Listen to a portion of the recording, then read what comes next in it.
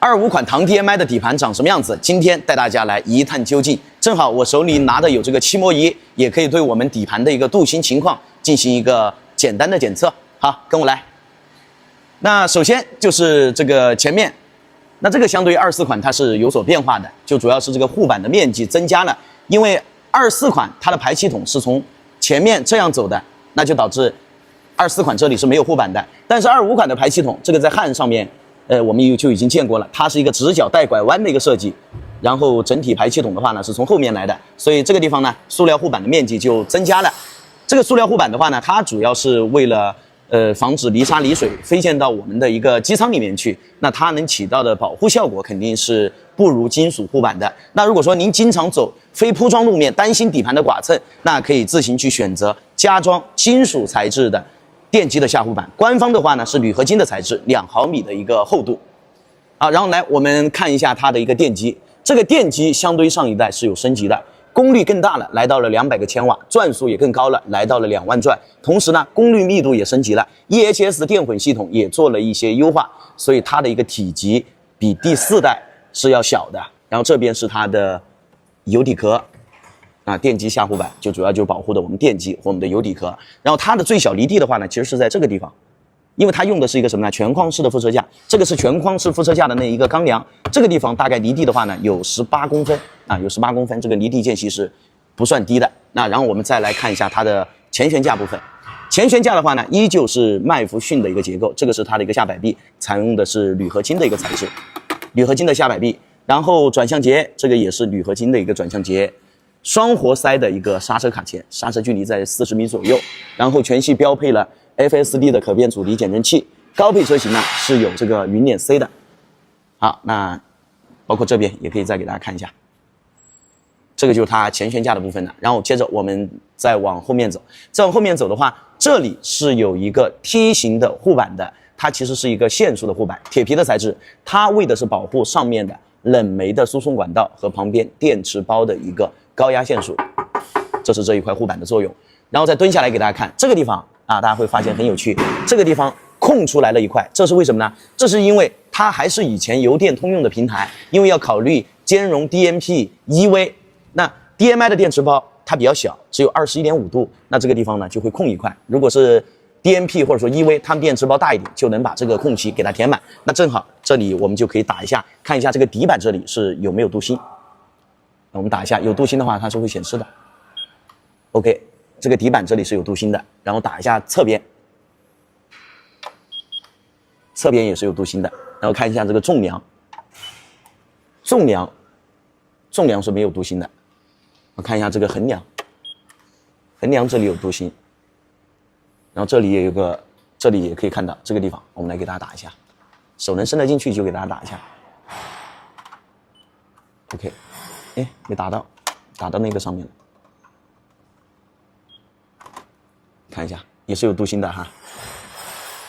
OK， 那镀锌的也给大家测了的，然后这就是电池包，蹲下来给大家看一下，很多朋友不知道这个电池包有多大，这个灰色的就是它的一个电池包，21.5度，电池包放在两侧的纵梁之间，然后电池包外面这个地方大家可以看到，它是有一层这种比较薄的铁皮护板的，然后因为是铁皮的，所以外面还铺了一层这种防锈防腐的一个材料，然后还能起到部分隔音降噪的一个作用。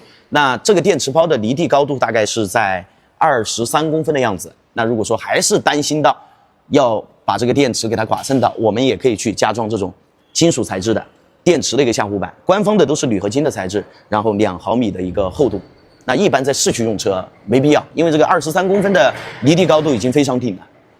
然后如果你不装护板，外面的这一层护板不小心剐蹭坏了的话呢，它也是不会影响到您的质保的，只要您没有伤及到里面的电池，因为这个护板它是可以单独更换的，好吧？然后再看一下这边的话呢，它是做了一个齐平的一个处理，上面走的是后尾灯的一些线束以及油路的管道。那这个电池包我们可以从侧面这里来看，它是没有什么突出的可以说基本是完全齐平的，好吧？那这个就是电池包部分了。然后接着我们再来到左边，这里的话呢就是它的排气筒。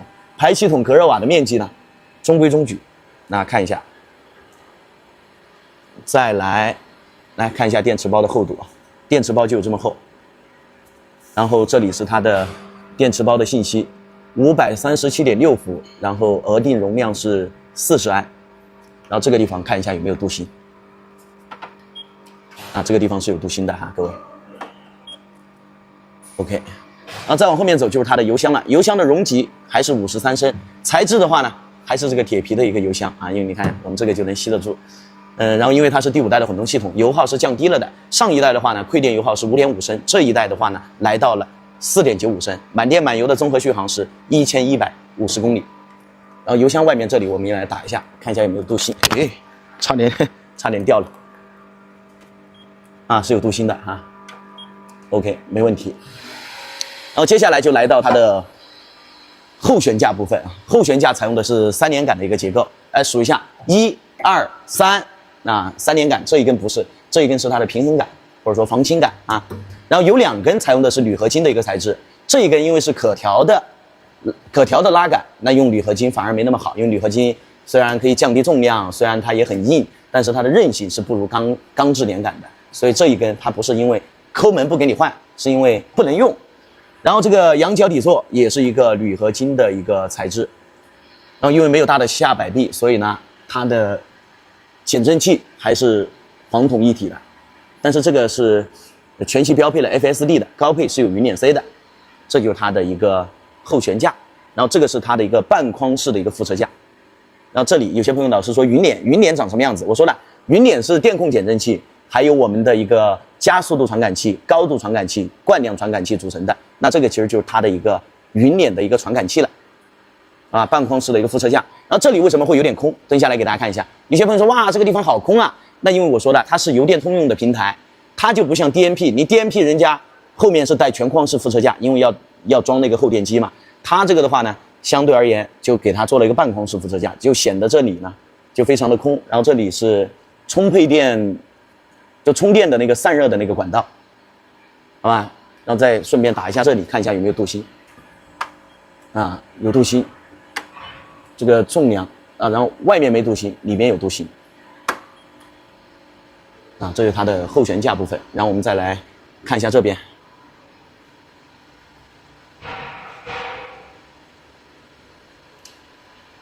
啊，然后这就是排气筒的消音器，后防撞梁看一下吧。后防撞梁。那这个就是25款唐 DMI 的一个底盘呢。那总结一下，就是相对于老款，其实并没有什么变化，还是油电通用的平台，还是前麦弗逊后3连杆的一个结构，还是全系标配了 FSD 可变阻力减震器。只不过呢，高配车型它搭载了云辇 C。那这个底盘你说怎么样呢？那毕竟还是3连杆的一个结构，那它也不是一个主打运动操控的车啊，它也没有宣传自己是赛道级的 SUV。单论操控来讲，我就来对比一下我们自家的宋 L DMI。宋 L DMI 是后4连杆，后面带全框式的副车架，还做了黄铜分离的。就这个车的操控上限，它其实比宋 L DMI 肯定是稍微要差一丢丢的。但是不管别人怎么说啊，有说好的，有说坏的，我都建议大家去试驾感受一下，带上自己的家人，问一下他们的一个乘坐感受，对吧？你要试一下。对吧？您自己开起来好，那它才是一个好底盘。你如果自己开起来不舒服，那即便是双叉臂5连杆，那也不过如此啊。因为那个试驾是免费的。那因为比亚迪现在这一套唐的车主现在是累计有70万，那我也想请开过唐 DMI 的人，或者说车主，在评论区或者说在公屏上面说一说您对这套底盘的一个真实的一个反馈，好吧？那大家还有什么问题？可以打在公屏上啊。